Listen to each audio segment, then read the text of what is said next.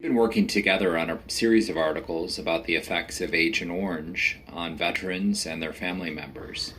Interestingly, it's been 4 decades since the end of the Vietnam War, and yet the conflict seems to be getting a whole lot of renewed attention now. So we're going to be talking a little bit about that today. Mike, why do you think that the Vietnam War and the defoliant Agent Orange has been in the news a lot lately?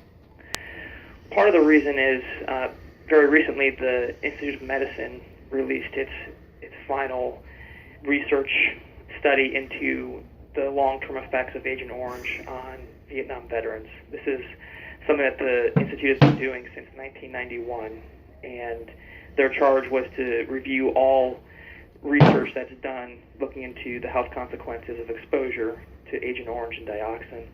And the findings of that report largely stated that 40 years later, we still don't have a real clear understanding of the health consequences for veterans and for anyone who's exposed to Agent Orange.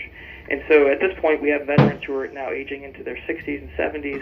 A lot of them are getting sick with various ailments, maybe associated with Agent Orange, maybe not. But the question still lingers out there as to how and if they were harmed by their exposure. I got to tell you, it was striking to me to read in the report that the Institute of Medicine and others for years have recommended research into the effects of Agent Orange on veterans and their children, and it just seems like that research has stalled or is not being done. It was just a striking finding, because you'd think we'd want to answer these questions not just for the Vietnam vets, but for future vets as well, and yet the research isn't being done. What do you think is going on here? Rick Weidman, who's the Director of Legislative Affairs for Vietnam Veterans of America, a group that's long been at odds with the VA over its dealings with Agent Orange and Agent Orange research. He put it this way: he feels like the VA is sitting on a mountain range of data, health data for veterans who were exposed to Agent Orange in Vietnam, and he feels like there's a lot of missed opportunities for research to be done comparing their health outcomes with the general population. And that's work that the VA has done in the IOM as well. Some over the years, but advocates feels like the work hasn't been done. And there's a lot of just raw data sitting on the table. So we have the Institute of Medicine report that we've just talked about. We also have a group of naval veterans called the Blue Water Veterans who are fighting for benefits from the VA, and the VA recently made a decision not to extend benefits to them. What's going on there?